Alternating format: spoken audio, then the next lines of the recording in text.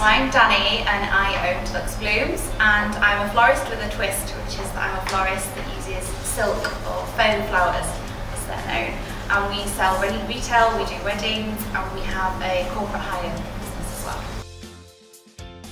Oh, brand, essential, and centre of everything.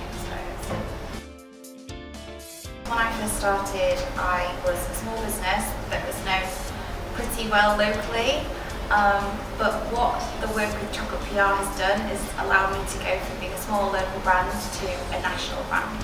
And that instantly is huge for any company, to open up your audience and clientele across the country, and then to see your brand as well. So I'm a partner with them on a high street, and they buy from me, they see Deluxe Blooms, but they don't know who's behind that.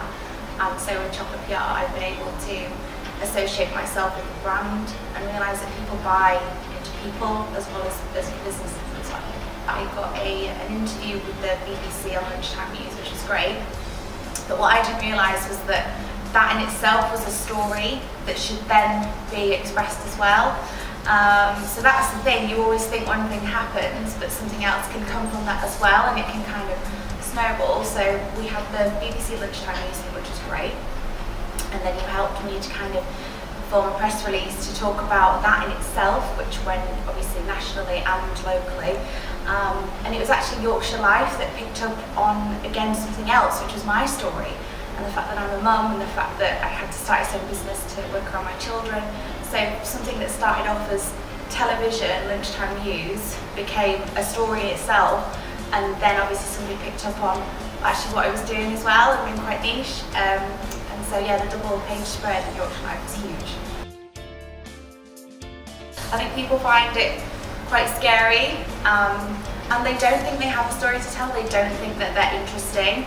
But that's because you live your life day to day, but if you step back and think about what you've achieved and who you are, people like to know that.